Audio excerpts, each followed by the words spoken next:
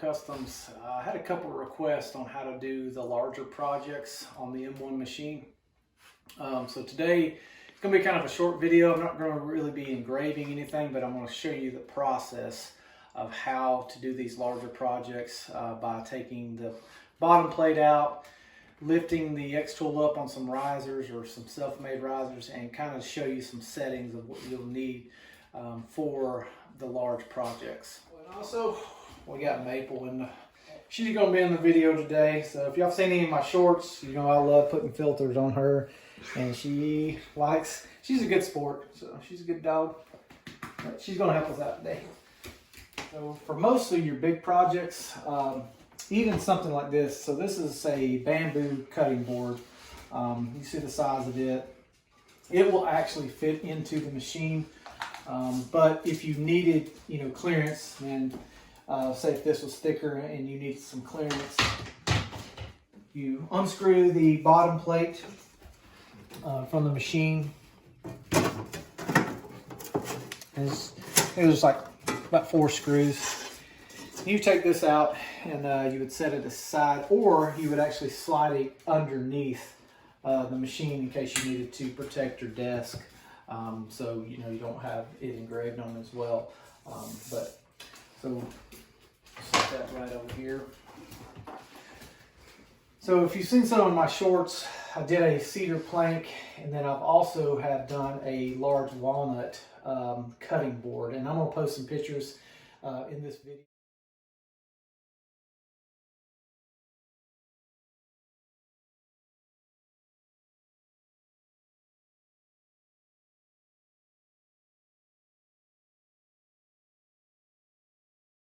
Okay, so with a piece like this, we know that it's not going to fit in here, but say we want to put something on the center of this. What you first need to do is find your center of this piece. You need to measure this way, and then you measure down this way, and find out where your center is, especially if you want to put something in the center. If you're just going to put it off to the side, you need to mark it with a piece of tape and kind of indicate where you want to put it at. Once your picture, you take a picture with your machine here, and then you get ready to put your image where you want to. But in this case, just saying, hey, if you want to put something in the center, find the center, mark it, put a piece of tape there, and then you'd want to set your machine up on top of it. All right, so you pick your machine up with the bottom plate going out, and this is actually quite long enough to where it's going to rest on it. So just kind of picking it up, and it's going to sit on top of it. So it's long enough to where you can actually sit on top there. But what I'm going to suggest is finding something to put and sturdy up underneath the feet. If you can see how this thing's going to rock back and forth, you don't want that, especially when the laser's going. It's not going to give you an even engraving. So what I've purchased, we'll swing to over here, is a ton of these blank wooden coins. And they're great for stuff like this. Especially if you're having to guess how tall something's going to be. So in this case, I'll start off with 2. It's not going to be enough. Take 3. Still not going to be enough. So I'll take 4. And then I would place 4 of these up under each one of these legs to basically stabilize my M1 machine.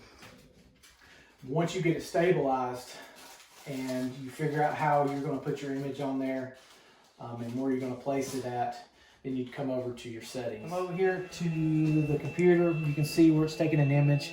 See our piece of tape, and then we've got a small little black dot on here indicating this is center to our piece right here. With a piece of material like this, piece of wood, what I have found is leaving the thickness at 0. You zero it out on here, and basically using user-defined material. Don't do the auto measure. I'll show you what kind of happens when we hit auto measure on here. Let's see if it does it. Okay, it typically will give you a failed thickness because it can't find it because it's not high enough in there, so it's not able to read it. the last two big projects that I've done like this and engraved something, I've actually set it at 0. But I'm always going to stress, put you a sample piece in there, set it at 0. Say if we were going to put that image on there.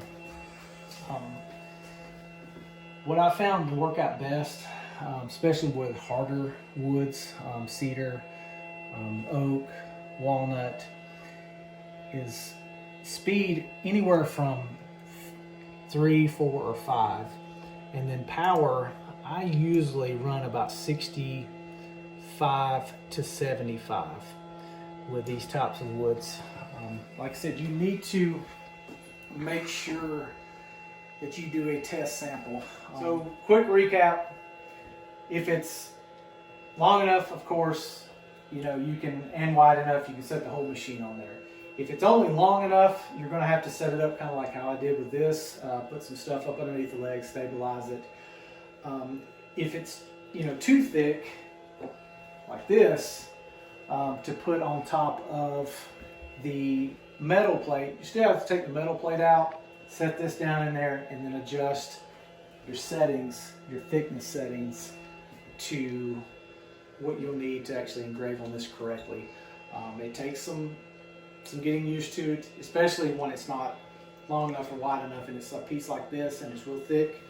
You have to play with the settings, thickness, speed, and power. But when it is large enough, you can set it down on there.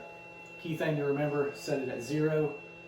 Speed is typically anywhere from 65 to 75. It can be more, depends on the type of wood. So you've got to do, you know, some trial and error with sample pieces of the same style wood that you have.